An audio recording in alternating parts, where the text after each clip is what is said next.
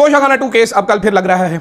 Toshakhana 1 case की अभी तक अपील नहीं लग सकी, लेकिन तोशाखाना 2 लग रहा है। ये डबल ट्रिपल 4 गुना जेपड़ी हो रही है इमरान खान के साथ। मुझे नहीं पता वकला की क्या स्ट्रेटजी है, लीगल कमेटी की क्या स्ट्रेटजी है इस हवाले से, लेकिन कोई खुद ही स्ट्रेटजी होगी। माजरत के साथ ये टिल्ले लोग हैं, टिल्ले काम करते हैं, इनको जरा जिद्दत लेके आनी चाहिए, तेजी लेके आनी पड़ेगी। इतने वकील हैं, फ्री में केस कर सकते हैं, सुबह दोपहर शाम केस करने चाहिए इनको। इतने केस करें कि प्रेशर हो जाए। 12 इनके साथ नहीं है, कुछ भी इनके साथ नहीं है, सारी चीज़ें पावरफुल लोगों के साथ है। इनके पास मेरी तरह सिर्फ टुटू है, वो बजाते रहते हैं बैठ के।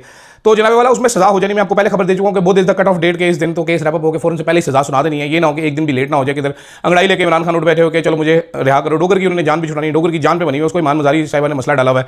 डोगर को दिन रात सुबह दोपहर शाम ईमान मजारी नजर आ रही होगी। लेकिन तोशाखाना 2 केस में जो इंटरेस्टिंग, मैंने आपको एक्सक्लूसिव खबर दी थी, जो इंटरेस्टिंग तरीन खबर थी वो थी कि जनाब सिविलियंस हर बंदा, शोएब अब्बासी जो अप्रेजर था वो भी मुकर गया आखिर में अपनी गवाही से। इसी तरह पहले केस में जितने भी ये लेके आए थे साइफर केस में काबीना मेंबरान, बहुत सारे मुकरे अपनी गवाही से, सिवाय उनके जन जो बहुत ही कोई बेगैरत थे। लेकिन ब्रिगेडियर साहब ने बयान जो रिकॉर्ड करवाया है उसमें इन्होंने इंकशाफ किया है कि बल्गारी का सेट जो है तोशाखाना में जमा नहीं हुआ।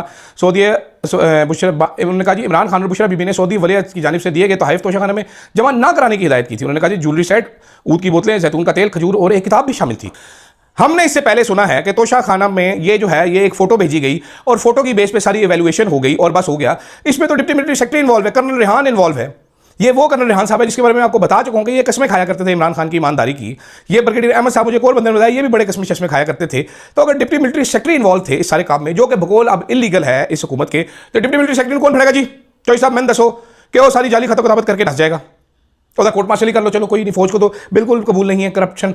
तो ये बंदे ने सिविलियन डोमेन में आके करप्शन की, लेकिन हुआ तो करप्ट ही ना। अगर ये करप्शन है आपकी नज़र में, खतों किताबत सारा वो कर रहा था, भाई इलीगल ऑर्डर को मानना आपका काम नहीं। आपने क्यों माना इलीगल ऑर्डर?